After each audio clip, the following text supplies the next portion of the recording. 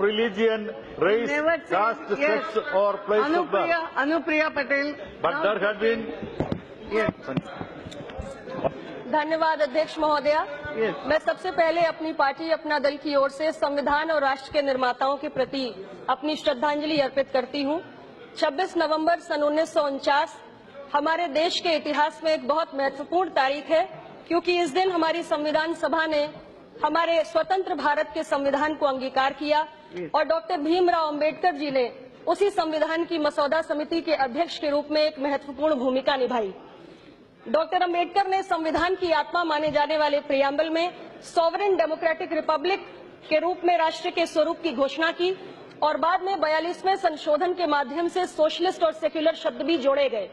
Liberty, equality, fraternity के मूल्यों के साथ भारत के संघीय ढांचे को स्वीकार किया गया और इन तमाम बातों के बीच में बाबा साहेब अंबेडकर ने राजनीतिक लोकतंत्र के साथ साथ इस देश के अंदर सामाजिक और आर्थिक लोकतंत्र कायम करने का एक बहुत बड़ा सपना देश के समक्ष रखा।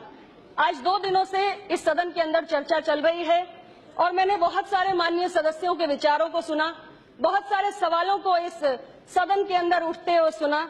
बाबा साहेब अंबेडकर बंगाल से जीत कर आए या बॉम्बे प्रोविंस से जीतकर, बाबा साहेब अंबेडकर को चुनाव किसने हराया, कितनी बार हराया, मसौदा समिति का अध्यक्ष बनाने का श्रेय किस पार्टी को जाना चाहिए, सेक्युलर कौन ज्यादा है और कौन कम है, और यहाँ तक कि हिंदी भाषियों की तुलना कौओं से भी कर दी गई।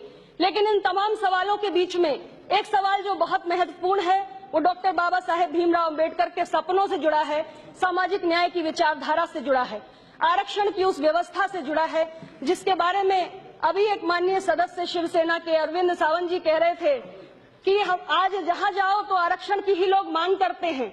धनगर लोगों के बीच में जाओ तो कहते हैं हमें आरक्षण चाहिए, आरक्षण की उन्हें धनगर की स्पेलिंग नहीं आती। मैं यही तो कहना चाहती हूं अध्यक्ष महोदया कि हमारे देश में इतनी विविधताएं हैं कि कोई विद्वान की तरह बात कर सकता है और कोई निरक्षर है। आरक्षण की मूल भावना को समझने की जरूरत है।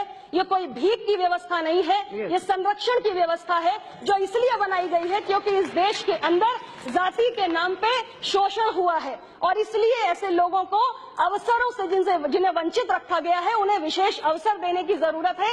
और यही बात बीजू जनता दल के वरिष्ठ सदस्य माननीय भर्तृहरि मेहताब जी ने भी कही और हमारी सरकार भी वही करने की कोशिश कर रही है।